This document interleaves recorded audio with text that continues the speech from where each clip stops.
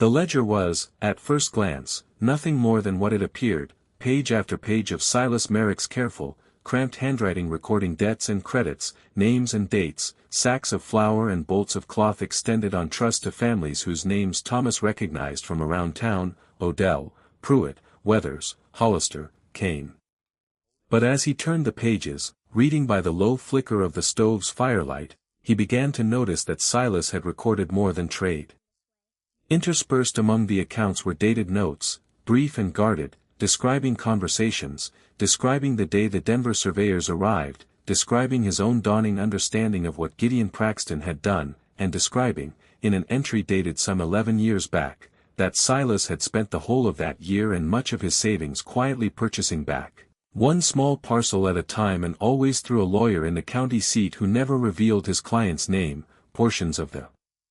original claim district that the Praxton syndicate had let go once the surface silver played out and the land seemed worthless again. Silas had bought back nearly 400 acres of the old claim district under a blind trust, believing, correctly as it turned out though he did not live to see it, that the true wealth of that ground was never the played-out surface silver at all but a seam of high grade ore that ran deeper, one that a mining engineer passing through in his last years had examined and confirmed in a letter Thomas found folded into the ledger's back cover, a letter estimating the deep seam's value at a sum so large that Thomas had to read the figure 3 times before he trusted his own eyes. The brass key, he discovered the following morning after another hour of careful searching, opened a small strongbox buried beneath the dirt floor of the back room, wrapped in oilcloth against the damp, and inside the strongbox were the deeds themselves, 400 acres held in the name of a blind trust, along with a will, properly witnessed and notarized in the county seat, stating in Silas Merrick's own plain words that upon his death, the whole of the trust and its land was to pass not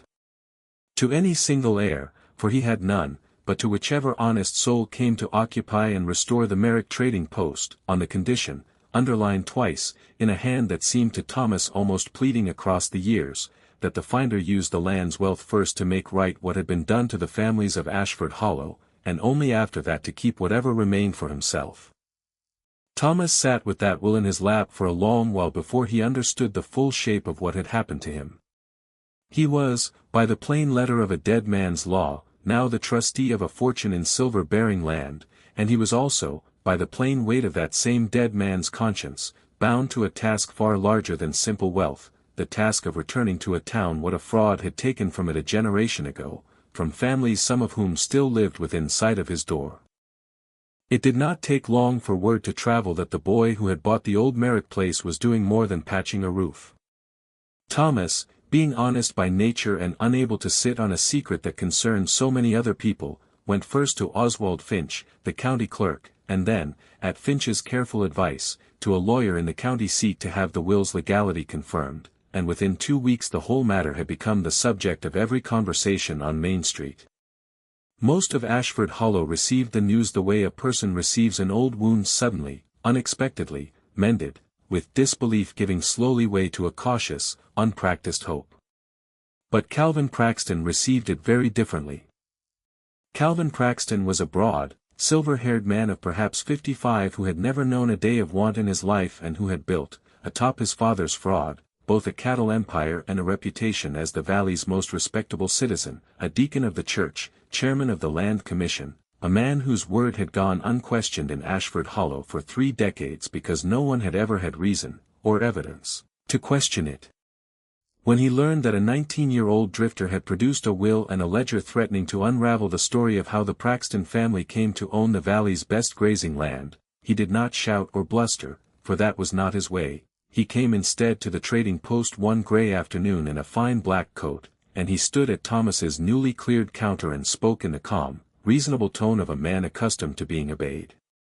He told Thomas that old ledgers and older rumors were a poor foundation for a young man's future, that a boy alone in the world would be wise to sell his claim quietly to someone with the resources to develop it properly, himself, of course, for a fair sum that would set Thomas up comfortably for the rest of his life, and that pursuing any public claim regarding the Praxton family's original purchase would only invite trouble that a boy with no family and no standing in the valley could not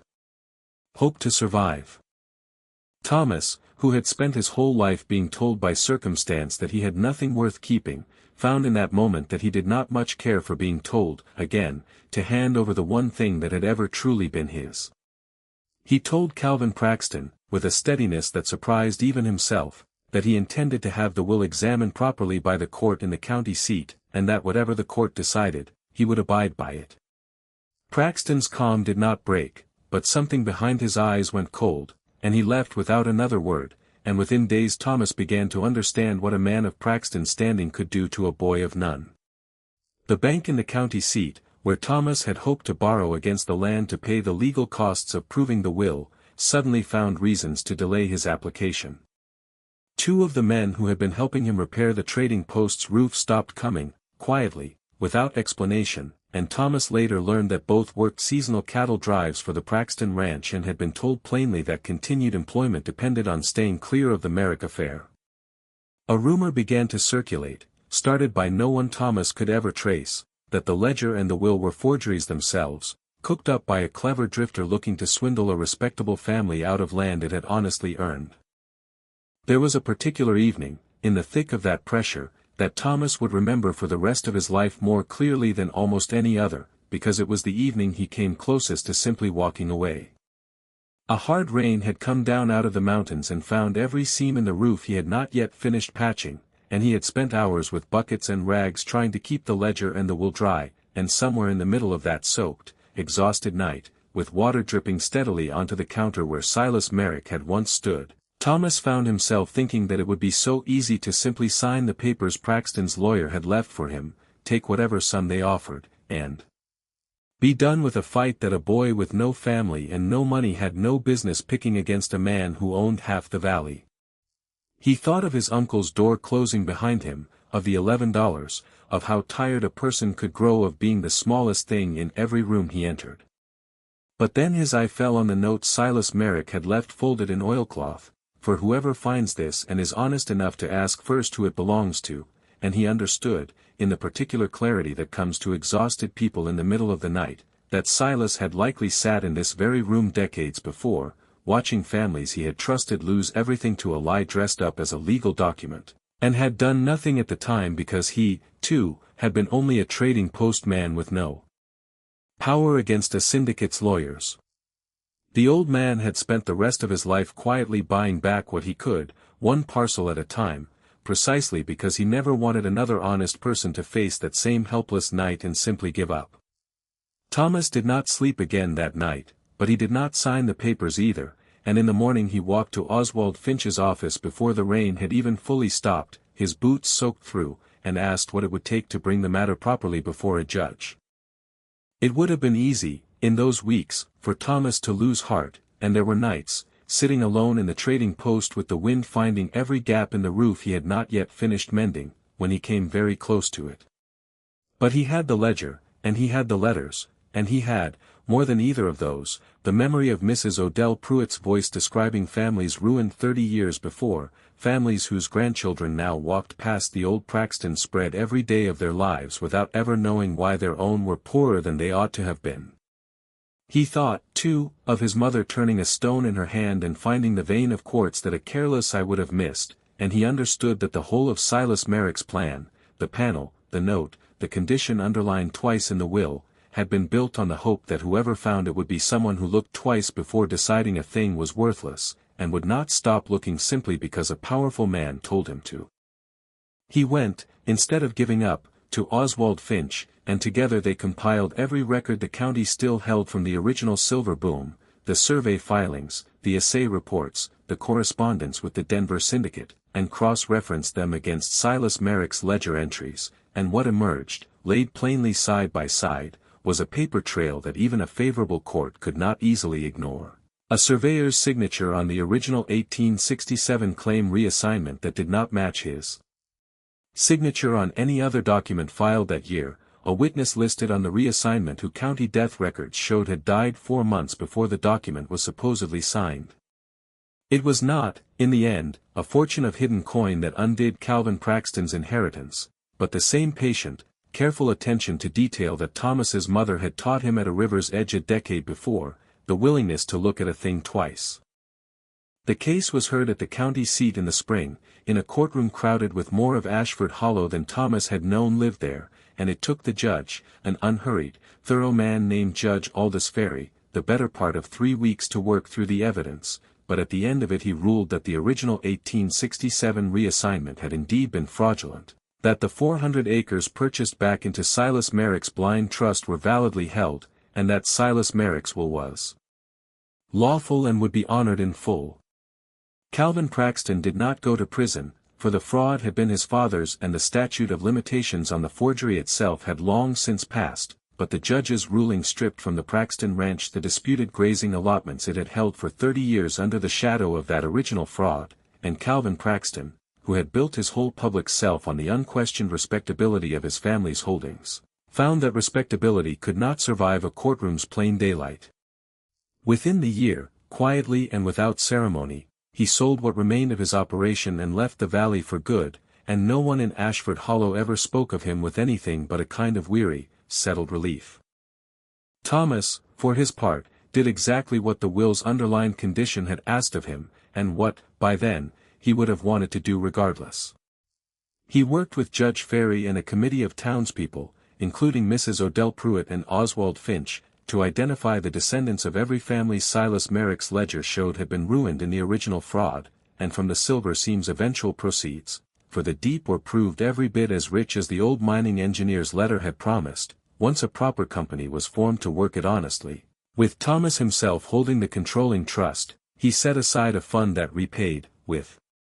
3 decades of patient interest, every debt the town had lost. He rebuilt the schoolhouse roof that had been leaking for a decade. He funded a bridge across the creek that farmers on the north side had been fording dangerously for years. And he kept the trading post itself exactly as it had always been, restored and reopened under its old name, because he had come to feel, in the months of living inside Silas Merrick's walls and reading Silas Merrick's careful handwriting by lamplight, that the old man's true legacy was never the silver at all, but the patience of a person who spends years quietly setting something right that no one else believed could be mended. It is worth returning, now, to that first snowfall, to the boy standing in it with $11 and a coat and nowhere to go, because it is easy, once a story ends well, to forget how little there was to work with at its beginning. Thomas Bellwood was not chosen for what happened to him by any grand design of fate, he was simply a boy who had been taught, by a mother he barely had time to know, to look twice at the things other people decided were worthless, a stone, a discarded plow blade, a boarded-up trading post nobody in 3 years had thought worth $9. It was that habit, more than any luck or any hidden fortune, that carried him from the churchyard steps to the courtroom in the county seat, and it was that same habit, in the end, that let a whole town finally exhale a breath it had been holding since before he was born.